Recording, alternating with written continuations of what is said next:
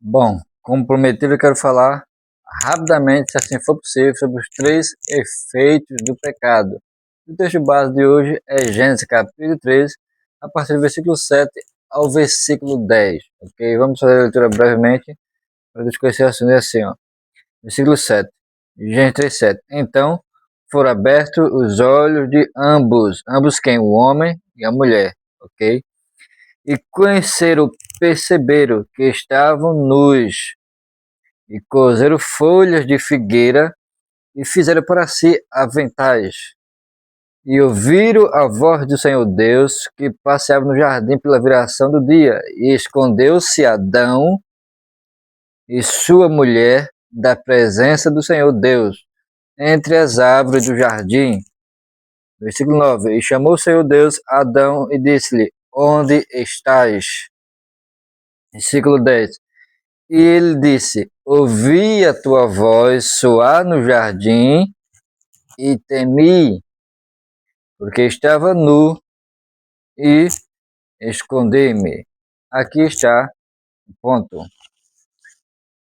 Antes de entrar propriamente dos três efeitos do pecado que nós vemos aqui em Gênesis 3:10, principalmente o versículo 10 de Gênesis 3, temos que entender que a palavra para pecado no grego é hamartia.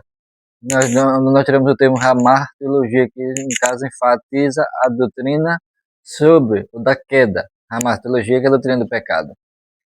Hamartia significa errar o alvo, ou então errar o caminho, ou então desviar-se do propósito divino, desviar-se da lei de Deus. Logo, hamartia, o pecado, significa que nós cometemos uma ofensa diretamente contra Deus. É nós fazer um ato que vai contra a vontade revelada na Escritura em relação àquilo que Deus nos ensinou, nos instruiu para aquele fato.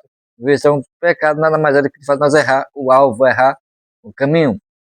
Veja bem, em Gênesis 3:10 nós vemos um fato curioso. Vemos a queda, infelizmente. Porque no capítulo 2, versículo 16, ele diz ao homem: De toda árvore do jardim comerás livremente, porém da árvore do conhecimento do bem e do mal, dela não comerás. Por quê? Porque no dia que dela comer, diz Deus, morrereis.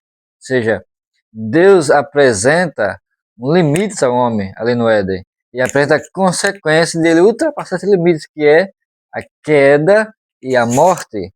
A morte, a morte sobreviria a passar a fazer parte da vida do ser humano após o caso viesse a cair, como disse Deus em Gênesis 2:16 a 17. Deus dá uma advertência severa e aprende o castigo que também é severo sobre a questão da desobediência. Mesmo assim, infelizmente, o homem não segue a risca o que lhe foi orientado, lhe ordenado, melhor dizendo, por Deus em Gênesis 2:16. Então nós vemos no capítulo 3 a queda acontecendo. A Eva é tentada pela serpente. Lá em Apocalipse vamos ver que a serpente é o próprio diabo, ok? Vai falar sobre a antiga serpente que fala do diabo. E Eva cede à tentação. Juntamente com a queda que Eva cede, ela leva também o seu esposo juntamente com ela. E Adão cai juntamente, comendo assim do fruto proibido. E ambos pecam. E olha só interessante. O versículo 10 diz assim, ó. Eu disse-lhe, ouvi a tua voz no jardim. Veja bem, veja que depois da queda, é Deus quem toma a iniciativa de buscar o homem. Há muitos por aí que dizem que se alguém conhece a vontade de Deus e se desvia, essa pessoa ela não tem que ser buscada porque ela já conhece. Mas veja bem, se essa lógica fosse verdade, me diga, como é que se explicaria a gente 3D? Porque veja, mesmo após a queda, quem vai buscar o homem, quem tem a iniciativa de chegar até o homem é Deus. O homem depois que cai, Deus não se afasta diretamente, Deus da forma plena e completa. Deus continua querendo buscar a reconciliação do homem. Eu vejo que é Deus que diz assim, Adão, onde está? Deus continua vindo descendo sobre o jardim, até aquela intimidade que ele tinha com o homem, e disse, Adão, onde estás? E que responde Adão, Senhor, responde Adão, ouvi tua voz no jardim. Ó, ouvi sua voz no jardim, e temi, e escondi porque estava nu. Olha só, essa daqui é o texto. E diz, ouvi a tua voz soar no jardim e temi. Medo aqui, que é o primeiro efeito do pecado, fala de quê? Fala de futuro. Como assim futuro? Fala do medo da consequência. Que é assim que o pecado traz. Toda queda, todo pecado que nós acabamos cometendo ou caindo nele, ele traz esse efeito do medo, que é o medo de ser punido severamente pelo erro de fato. Isso é uma consequência do pecado. Então, o pecado sempre vai gerar em nós essa consequência, ou esse efeito, que é o medo. E às vezes o medo nos leva, em vez de nos aproximar de Deus, às vezes nos leva a se afastar de Deus. Eu sei que com medo vem o quê? Ó, aqui, medo. Olha aqui. E é só, o medo é só, e o medo é consequência da culpa, ok? O medo é consequência da culpa. Para não esquecer já o primeiro efeito, que é assim, eu tô na sequência do texto, ok? Mas o medo é consequência da culpa. O que é culpa? A culpa fala de quê? Fala do passado. Culpa fala de um pecado cometido, de uma ofensa cometida contra o Salvador, contra o Deus vivo, contra o Senhor dos Exércitos. Quando nós cometemos um pecado, meu irmão, o primeiro efeito é a culpa, sem dúvida alguma. Esse é o primeiro efeito que nós vemos na sequência. Medo, culpa e vergonha. Você culpa, medo e vergonha. Então, olha só, a culpa, ela nos leva o quê?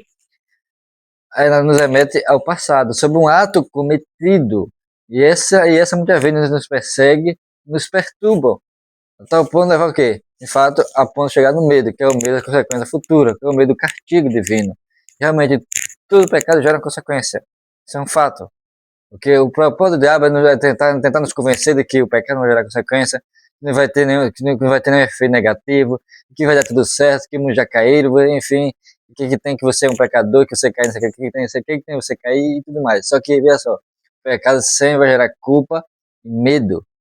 Culpa refere-se a algo passado, medo fala de algo futuro, e vergonha, que vamos ver o terceiro efeito, que fala de algo presente. Olha só, o Vitor São Jardim, aquele versículo 10 novamente, deixa eu ler o texto, para não falarmos coisas que não estão no texto. Ele disse, eu vi a São Jardim, e temi, porque estava nu, só, nu. Perceba que a nudez é a causa explicativa que Adão dá de se esconder perante Deus. Olha só, medo, que está aqui no texto, e vergonha. Só que tem a culpa que vem anteriormente, que não está aqui explicitamente, mas nós podemos ver claramente em toda a escritura sobre a questão da culpa. O pecado traz sobre a consciência ferida do ser humano. Olha só, juntamente com a culpa, vem o medo. E com medo vem a vergonha. E aqui é que está o grande problema. Que quando o cristão ele cai, tropeça, ele é tomado por esse sentimento. Culpa, medo e vergonha. E, infelizmente, esses três efeitos acabam muitas vezes afastando muitos cristãos da presença de Deus. Principalmente os jovens cristãos. Os jovens que viram a fase do primeiro amor, aquela fase gloriosa, aquela fase amorosa, onde eles se dedicam completamente a Deus. Tem essa experiência maravilhosa de buscar a Deus com toda a sua força, com toda a sua alma, com todo o seu coração. E quando ele chega a passar por essas fases, que é de queda, ele é tomado, infelizmente, de forma absurdamente com a culpa, com medo e com a vergonha.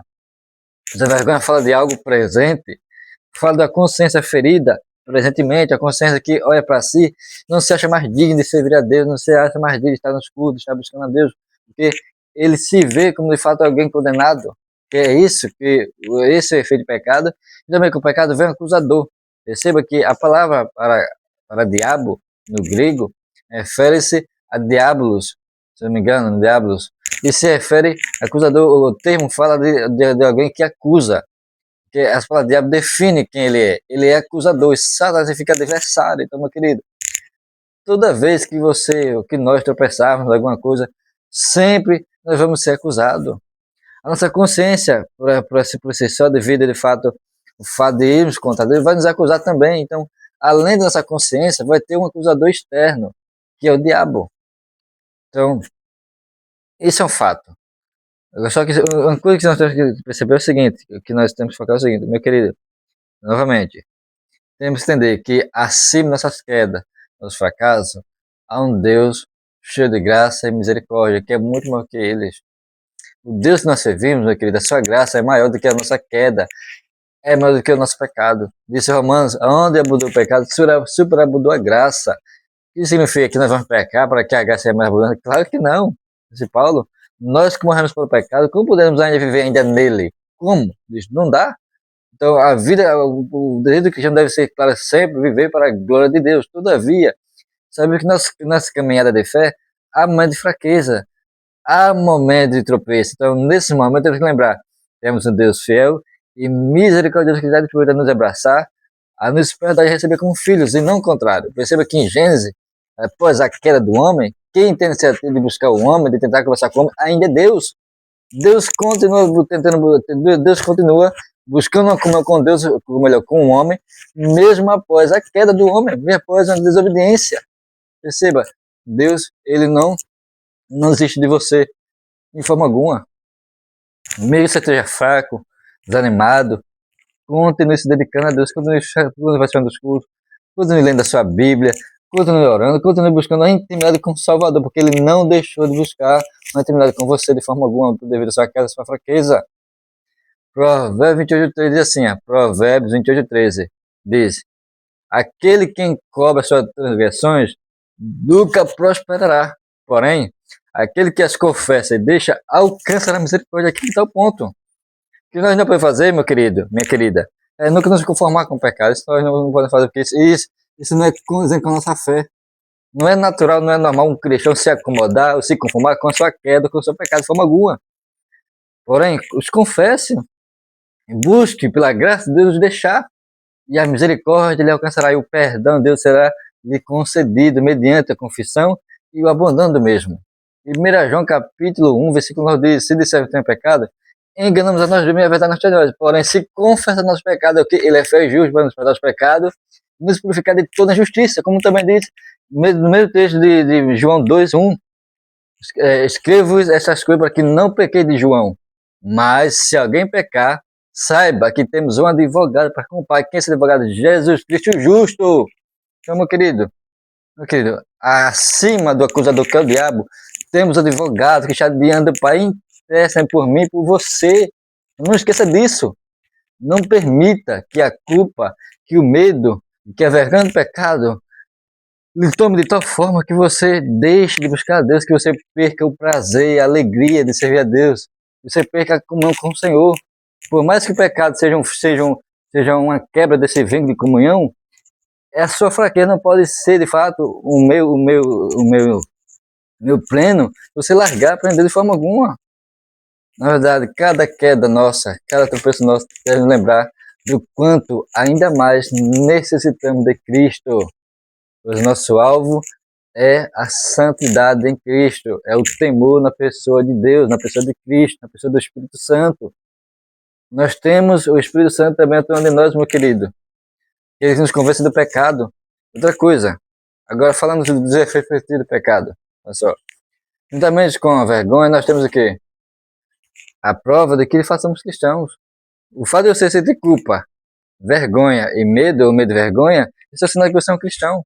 Porque, naturalmente, alguém que não tem o temor de Deus não sente nada em relação à sua queda. Alguém que não teme ao Senhor Jesus Cristo, alguém que não teme a Deus, meu querido, o pecado para ele é algo natural. Ele não sente absolutamente nada com o seu pecado. O pecado para ele, na verdade, é algo prazeroso. É algo que lhe traz alegria, ao contrário de nós, que quando nós nos convertemos, meu querido, o pecado passa a ser uma tristeza, passa a ser uma dor, passa a ser uma decepção própria em relação a nós mesmos. O pecado é visto como algo ruim na nossa vida. Isso é o efeito positivo. Isso é uma prova que nós somos de fato cristãos, que de fato ainda temos a sensibilidade do Espírito Santo em nós, e não o contrário. Portanto, não façamos essas quedas e fraquezas um meio, meu querido, de fugir de Cristo ou de Deus, porque isso não é condizente de forma alguma. Uma graça, com amor e misericórdia, o perdão que Deus sempre está disposto a oferecer àqueles que de fato, com sinceridade, buscam o perdão, a reconciliação, pela confissão dos pecados e o abandono do mesmo. Portanto, antes de nos afastarmos, voltemos e busquemos ainda mais com mais fervor e a certeza que há um Deus misericordioso em Cristo Jesus, disposto e pronto a nos abraçar, a nos perdoar e receber novamente a todo instante como filhos, que somos filhos de Deus. Amém? Então, não esqueçamos nunca disso. Em nome de Jesus Cristo, porque temos um Deus misericordioso, amoroso, piedoso, paciente, longânimo para conosco. Mesmo após essas quedas, procura permanecer ou manter a comunhão, uma comunhão conosco, como nós vemos em Gênesis 3, versículo 9. Deus chamando Adão, mesmo depois da sua queda. Deus falando com o homem, mesmo após ele saber da sua desobediência. Amém? Que Deus tenha misericórdia de nós No nome santo do Senhor Jesus Cristo.